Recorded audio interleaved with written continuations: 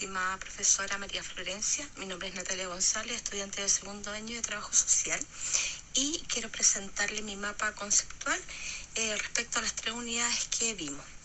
Bueno, comenzando por la unidad 1 y hablando un poco de lo que es la materia, le podría señalar que la unidad 1 se trató de la metodología y la construcción de datos. Algunas definiciones principales: tenemos el campo de la estadística, la cual se define como un conjunto de procedimientos para medir, reunir, clasificar y codificar, computar y analizar y resumir información numérica adquirida sistemáticamente. La perspectiva equilibrada es la precisión exacta de la recolección y la presentación de la información. Desde la perspectiva apropiada, esta se basa en la imaginación. Tenemos también el pensamiento proporcional, lo que significa que es calcular la probabilidad de que a la larga pueda ocurrir un fenómeno. También hablamos de la imaginación estadística, que es la apreciación de qué tan usual o inusual es un evento, circunstancia o conducta en mayor relación con un conjunto mayor de eventos similares, y una apreciación de las causas y consecuencias del mismo. Bueno, aquí tenemos el recorrido de la estadística, donde tenemos los datos, el error estadístico, la estadística descriptiva y la estadística inferencial. El objetivo de la ciencia es explicar los fenómenos para poder generar teoría. ¿Y cuáles son los objetivos? Es que pretende la investigación, ¿ya? Y la hipótesis es una explicación tentativa al fenómeno investigado. En los modelos tiene que ver con cuál es la estructura de la hipótesis explicativa. Bueno, tenemos la clasificación de la hipótesis, que puede ser descriptiva, tipológica, relacionales, explicativas o causales, y la hipótesis estadística. En la unidad de análisis, esta representa al objeto social al cual queremos investigar, se sitúa en el pasado y en el tiempo. Y la unidad de observación es la unidad de muestreo, corresponde a quién se observa o se mide efectivamente. En la unidad 2 vimos lo que son las proporciones matemáticas, que son problemas de división que sopesan una parte y el numerador contra el todo, que en este caso sería el denominador.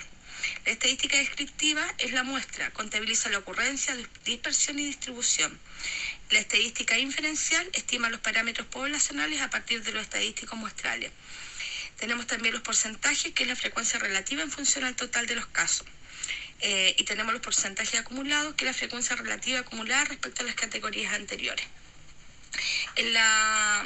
En el histograma permite observar distribución, valores fuera de rango y valores ausentes y valores extremos. La proporción es un término matemático que está relacionado con fracciones y porcentajes. En la unidad 3, como título, tenemos los procesamientos, análisis y la presentación de la información. Tipo de muestreo: existen los probabilísticos y los no probabilísticos. Los probabilísticos, que son todos los elementos de la población que tienen la probabilidad de ser escogidos. Aquí tenemos el aleatorio simple, los sistemáticos y conglomerados estratificadas. Los no probabilísticos no representan la probabilidad, sino que son las características de la población. Aquí tenemos intencionado y la bola de nieve, y también lo de cuotas. Instrumentos de medición: tenemos los cuestionarios, los test, preguntas abiertas, preguntas cerradas. También tenemos qué son los polígonos, se presentan como una curva y pueden ser frecuencia o porcentaje. Tenemos también las ojivas, que son curvas que van en un ascenso. Los gráficos también pueden ser de torta o de barra, ¿ya? La hipótesis descriptiva busca resumir los datos en conjunto de dos variables. Y la hipótesis explicativa, los valores de la variable dependientes, que dependen de los valores de las variables independientes. Bueno, y para ir finalizando, respecto a la pregunta, ¿cuáles fueron los pasos a seguir en su investigación? Bueno, para realizar este ejercicio tuvimos que considerar algunos pasos para seguir desde el planteamiento de la problemática, ¿ya? De las problemáticas sociales de interés, sin duda son muchas las problemáticas que pueden ser estudiadas a través de la estadística, pero decidí señalar 4 problemáticas que me parecieron relevantes en la primera unidad, las cuales fueron la migración en Chile, el maltrato infantil dentro del centro del Sename, el bullying en colegios y también el cybergrooming o grooming. La problemática de interés escogida fue el grooming.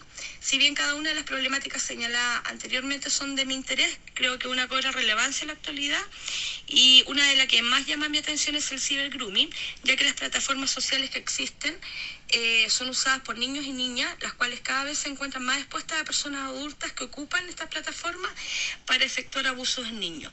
Una de las principales preocupaciones es la falta de control por parte de los padres en los contenidos que ven su hijo, por lo que me parece relevante efectuar un estudio sobre este tema. Algunos de argumentos que utilicé fueron los accesos tempranos acceso a temprana edad de los niños a las distintas plataformas sociales, el acceso a tecnologías modernas como el uso de teléfonos celulares. Otro es también el vínculo de confianza por parte de los acosadores que se encuentran entre las redes sociales, y también si existe información por parte de las instituciones como colegios, gobiernos o policía sobre la prevención de estos delitos. Bueno, en la actualidad, dado la cantidad de delitos que se encuentran en las redes, sí existe información por parte de las policías, pero sin embargo aún falta mucho por hacer. Es por eso que este tema es muy importante para estudiar.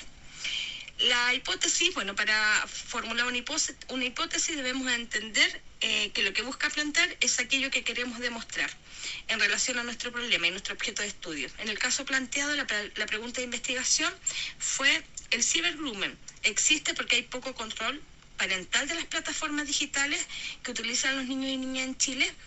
Y nuestra hipótesis es: el cibergrooming existe porque hay poco control parental en las plataformas digitales que utilizan los niños y niñas en nuestro país. ¿Cómo podría corroborar esta hipótesis? Esto lo podría corroborar a través de la estadística, que así fue lo que planteó nuestro trabajo. Bueno, para continuar, la hipótesis planteada, como lo señalaba recién, existe porque hay poco control parental en las plataformas digitales que utilizan los niños y niñas en nuestro país. Las variables encontradas, acá encontramos el control parental y el grooming. Para determinar estas variables nos preguntamos: ¿a mayor control parental de las plataformas digitales que utilizan los niños y niñas en nuestro país, es mayor o menor el riesgo de grooming?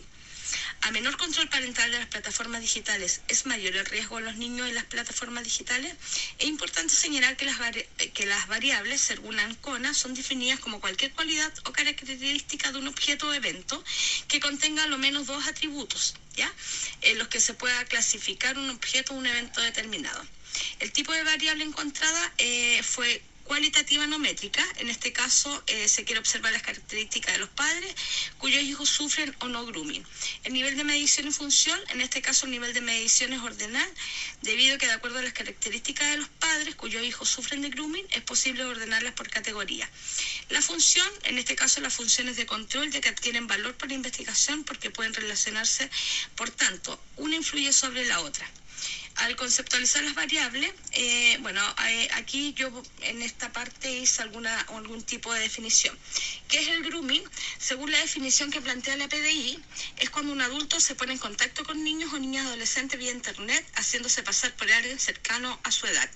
Esta práctica tiene diferentes niveles de interacción y peligro. El acosador desarrolla un vínculo de confianza con la víctima, poco a poco aislándola de su red de apoyo para poder involucrarla en algún tipo de actividad sexual. El grooming puede ir desde hablar de sexo y conseguir material íntimo hasta llegar a mantener un encuentro de abuso sexual explícito. ¿Qué es el control parental? Es una herramienta que permite a los padres supervisar y adecuar el tiempo de uso y el contenido que tienen acceso a su hijo en su vida digital. Algunos datos, a través de las distintas investigaciones efectuadas por la PDI, es posible recoger algunos datos que nos demuestran la importancia de interiorizarnos en este tema social que afecta a la mayoría de los niños. Se han efectuado más de 4.000 investigaciones por delitos asociados a la explotación sexual de menores a través de las diversas plataformas de Internet. En el año 2019, la PDI recibió un total de 1.770 denuncias e investigó 4.124 casos bajo las figuras parentales de abuso impropio a menores de 14 años. Además, tenemos que el 18% de los niños pasa al menos 3 horas en las plataformas de Internet. El estudio de la problemática, según la información que plantea la PDI, los casos siempre van en alza en la medida que las tecnologías se vuelven de más fácil acceso y masivas. Otro estudio encontrado corresponde a las variables detectadas en el uso descontrolado de los niños y niñas. Se hace mención al poco control parental por parte de los padres.